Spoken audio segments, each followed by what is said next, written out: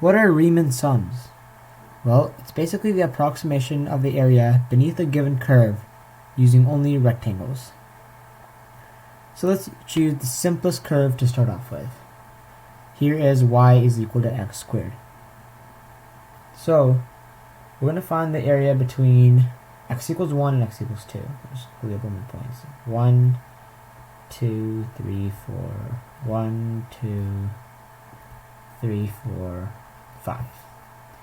So x equals 1 is right here, and x equals 2 is right here. So we want to find this area. How are we going to do this? Let's break it up into rectangles of equal width. So here's a horrible drawn line, and this is the width, delta x, and this is also delta x.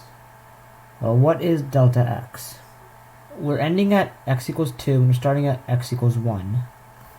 So this is just delta x equals 2 minus 1 over, splitting into two rectangles, over 2. So this is just 1 over 2, meaning delta x is 1/2.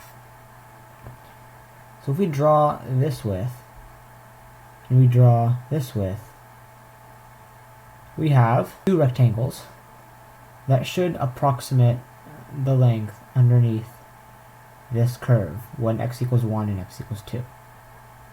And you can see that we still have this excess part right here and right here. But remember, this is only an approximation, and we'll get into solving for this part later.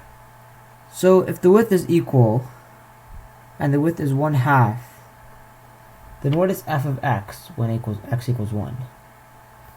Well, we have our function f of x is equal to x squared, because this is a parabola, y equals x squared. So meaning if x is 1, that means f of 1 is equal to 1 squared, which is just 1. It's not drawn really well, but it's supposed to be this point right here. What if when x is 3/2? What is it then? Well, f of 3/2. F of 3/2 is equal to 3/2 squared, which is equal to 9/4, which is equal to 2.25. And f of 2 is equal to 2 squared, which is equal to 4. So now we know all of our heights. I'll just draw it. This height, 2.25. This height, 1. This height, 4. Now, since we know all of our heights, and we know the width, 1/2, we can just find the area of these rectangles. So the width is delta x times our height, we'll just call it h, is equal to our area.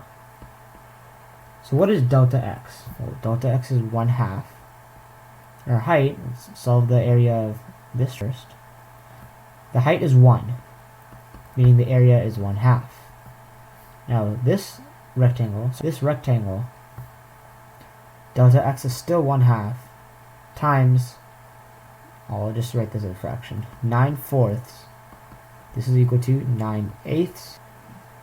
So now we have the areas of both of our rectangles. So now let's add them together. 1/2, I'll do this in pink. 1/2 plus 9/8 is equal to 4/8 plus 9/8, which is just 13/8.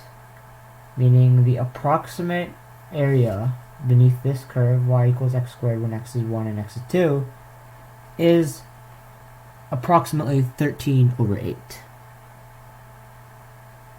Now, some of us have that feeling, that urge to find this area right here. We cannot just let go of it. It's such a big part. So let's first write a formula on how to do it. So what have we learned so far? I'll just number my rectangles to make it easier. This is rectangle 1. This is rectangle 2. So we're going to write a formula. We want to add up all the rectangles from 1 through n, where n is the number of rectangles. This means that we're going to need a sum. So sum. The sum from k is 0 to n, which is the number of rectangles, we have f of x base k minus 1. So this is the rectangle. This is the x value of that rectangle, times delta x.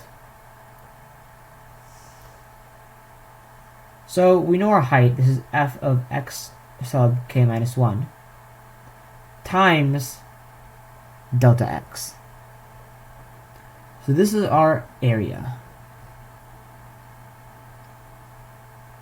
Now we have our solution for our Riemann approximation.